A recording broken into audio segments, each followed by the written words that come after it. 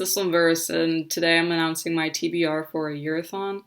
A-Year-athon is hosted by Keisha Forsaken, AC Reads, Princess Gummy Bear, Carrie the Book Bell, and Kit Kats Can Read. I'll include their links in the description box below.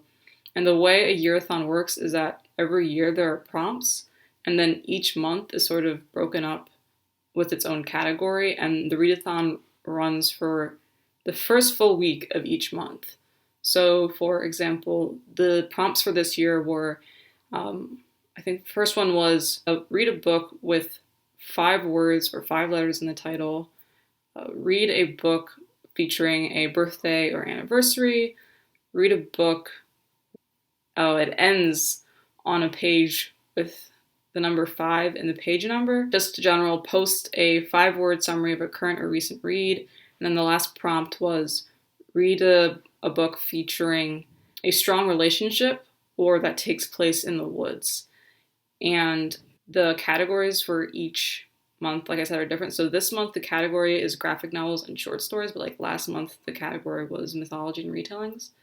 So I just thought that was interesting and I'd explain it. But I mentioned before that I am trying to read all the books that I've purchased and haven't gotten to read yet. Like I want to get them done by the end of this year. And so I'm just kind of taking a shotgun approach to this TBR, and I'm trying to just read all the graphic novels and short stories I have and like kind of see where things land in terms of what matches up with what. So first up, I have A Spaceship in Bronzeville by Ytasha Womack. It's a set of 3 novellas written around the central premise that, like in the 50s and 60s, this is a true story, there was like a newspaper article that ran about a woman who said she'd seen a spaceship in Bronzeville, which is a historically black district in Chicago. And Ytasha Womack, the author, kind of riffed around that story, wondering, like, you know, if aliens had landed in Bronzeville, what would they want? Like, how they interact with people, how would that go? And so there's 3 books in this set. It's Muse, Myth, and Magi. And I'm using this for 5 words in the title. I'm a little disappointed about that. So I haven't really taken these out except for like filming stuff. So like they've been secure in the sleeve most of the time I've had them. They looked fine when I first got them, but as you can see, it's getting scuffed up already, which normally would be like annoying and just like an aesthetic thing. But like since the printing of the book starts on the cover, if it gets scuffed up enough that I'm not gonna be able to read the book, first page of the book, so I should transcribe that before it gets any worse. That's frustrating. Next up is Volcano Woman by Kola Boof, illustrated by Crystal Crossley, and the book design is done by Jason Moser. I have 3 issues. I'm not sure if it's still going. I don't think it's still going. The premise of this book is that this journalist in Philly, she's investigating a story and she finds like some big like conspiracy or like dirt on some company. And when she like goes to publish it, whoever she found the dirt on kidnap her and her brother and throw them into a volcano, and instead of dying, they get superpowers. And so that's the premise of this book.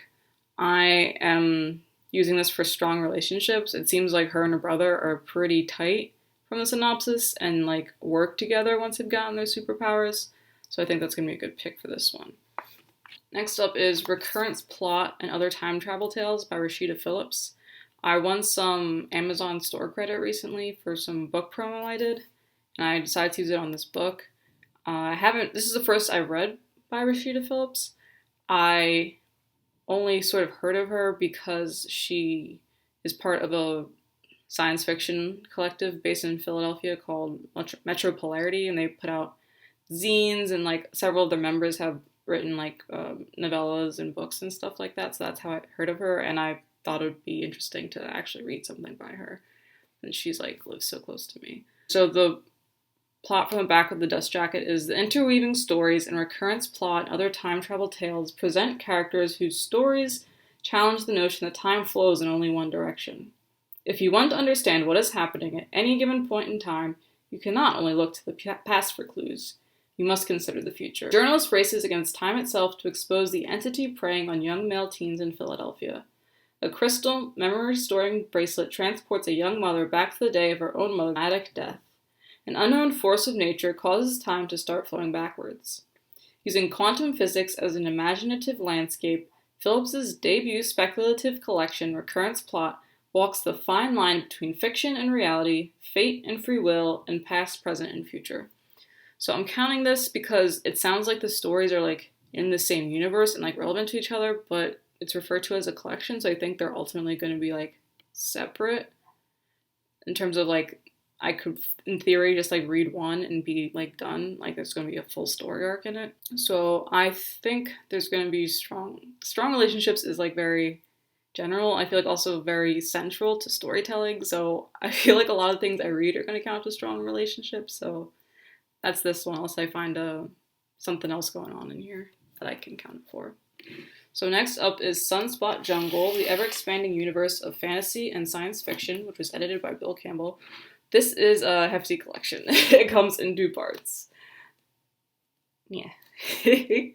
I was excited. I got this through Kickstarter because I really like when books get like sort of like the red carpet treatment. Like, oh, like I really like the books where they have them in leather with like the gold pages and like the bookmark and stuff. And this book is illustrated.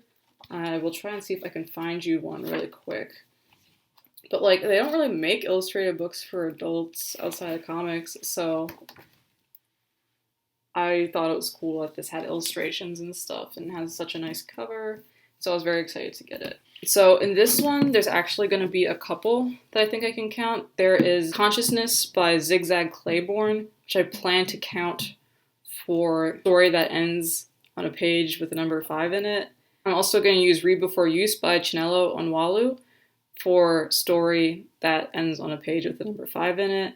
There's a short story in here by Sheree Renee Thomas called Tree of the Forest, 7 Bells Turns the World, which sounds like it's going to be set in the woods. So those are the ones I'm planning to use from here, but again, there could be more. I did a quick skim of the table of contents for this one. Then next up, if you saw my Kaboom-a-thon TBR, you know that I was gifted a lot of Malika books by Gaming Anichka. They already had physical copies and they got e-copies through, I think it was Kickstarter, and they gave them to me. So I have a couple from there. If you see me looking down, I'm looking at my phone for notes. So there's Windmaker, Birth of a King, Malika, Creed and Fury, and Malika the Dragon Trials, which I think are all one-shots, so I don't have to read them in any particular order to understand what's going on. And then there's 2 others that sort of follow the main thread of the story that was started in Malika Warrior Queen Part 1. It's Malika Warrior Queen Part 2 and Malika Fallen Queen Part 1. So where Malika Warrior Queen Part 1 ends, it's at like sort of like a turning point where her country has been invaded and is being declared war on by, I believe it was either the Ming or the Qing dynasty.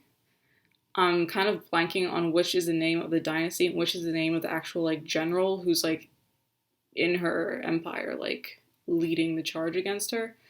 And she's facing sort of like treason and insubordination from council members working beneath her. They don't like how she's handling things, and it's like straining relationships. So that's sort of where it ended, and like that thread, I guess, like whether or not they'll actually be conquered is like I think going to be the main plot of the next 2 books.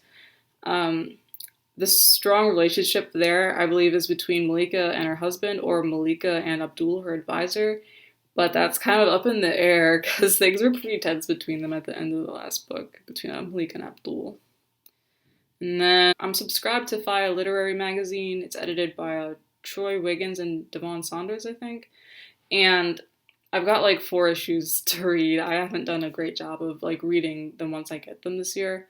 So each issue has a theme usually. Sometimes they have issues that are just like open to any submissions. There's not really a theme for it. Their main thing is that they focus on publishing Black authors and Black poets. Issue 9 was a open issue.